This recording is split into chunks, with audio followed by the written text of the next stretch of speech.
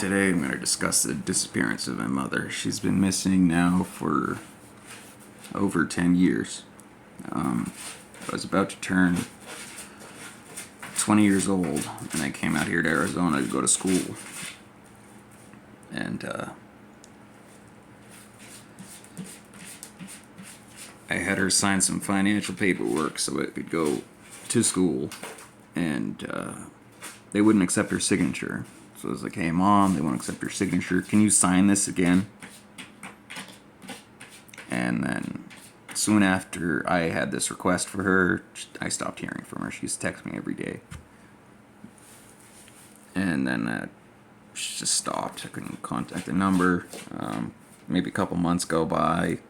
I called the police department in Manchester, New Hampshire. They said they got a report of her acting crazy at some apartment. So I go back to New Hampshire to try to find her. I go to where the area is, where the apartment is. I think I might have found the building, but it was behind a locked door. And at this point in time, I kind of had a feeling she wasn't even there anymore. I don't know. But I do remember I stayed around the area, and, I kept a close eye on the area. But then again, she was a recluse sometimes, so. But I feel like, if the police had one report on it, they might have had another. I don't know.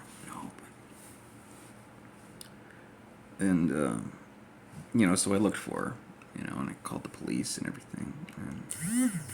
And the next thing I know, my grandfather tells me that he got a call from the police department in Portsmouth, New Hampshire, telling me that they found my car, which I had sold to my mother, but she kept my tags on it, at the beach, abandoned, with all her stuff in it. Well, they didn't tell me this, but this is what I discovered when I went to go get my car. It had all her shit in it. It had some empty purses, some CDs, and a lot of clothes. I felt like shit when I found this. I said, what the fuck, Like my mom, she wouldn't sleep for fucking days, and I just felt so fucking bad that I left her. I should have been taking care of her. And sometimes I wake up in the middle of the night, like, beating myself up about it, like, shit, man, like, why did I leave her behind? She raised me, I feel like she did a pretty good job of that. Anyways, so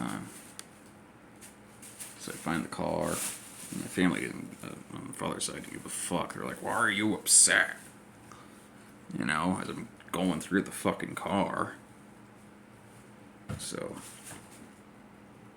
I did some Kahlua in the back. I drank it and I took off in the car for a little bit. It was a Kia Sophia. I put some racing headers on it. I sold it to her when I needed money. I bought a Honda CRX anyways.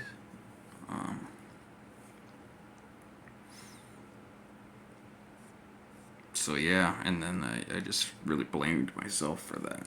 So, not taking care of her. And I started using heroin because my best friend was starting to get into that stuff. I just felt so bad. I don't know, maybe I just used that as an excuse or whatever, I don't know, to use. Because at first it made me feel better, like I felt like it, man. I felt like I was a little kid again, hearing my mom's heartbeat, almost with that warm feeling. And it all went downhill from there. And the next thing I know, I'm, I sell my car, and then I'm robbing a place so I can stay off the streets and get another car and support my fucking habit.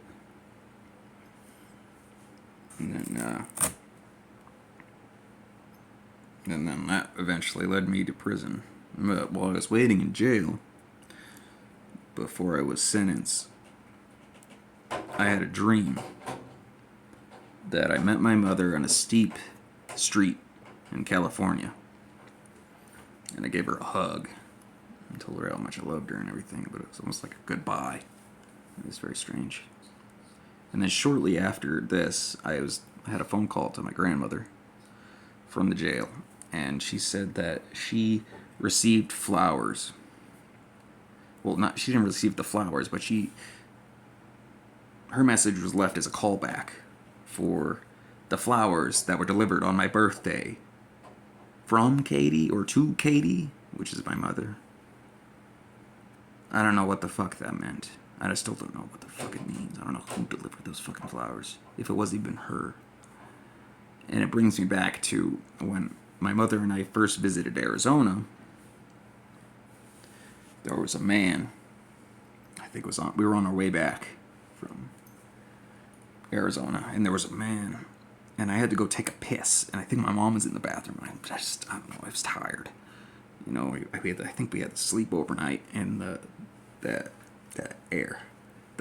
airport because some other bull crap happened. I don't want to get into that right now. And I had to take a piss. I just remember there was this man, and it looked like someone had literally put out on his forehead a cigar. And she said something was missing from her purse, some sort of identification, something like that. I don't know if it has anything to do with it. But she said, yeah, my grandmother doesn't remember telling me this now, and if I ask her about it, you know, she said it was just, I don't know, an Asian woman who owned a Chinese shop. I don't know how she would know. The one was Asian, talking to her on the phone. I don't know, accent. I don't know. And after that was it, and I don't know what to do. When my grandmother came down to visit me, after I'd come back here to look for her, we went down to the police department where I found the car and told them, hey, you know, my mother and, you know, my grandmother, her daughter is missing. And they're like, oh, well, she probably ran off. And that's that. And I don't know what else to fucking do now. I've contacted NamUs. I don't know what to do. I need help with this situation. Unfortunately, I know she's gone. And I need to find answers. Thank you. That's it for now.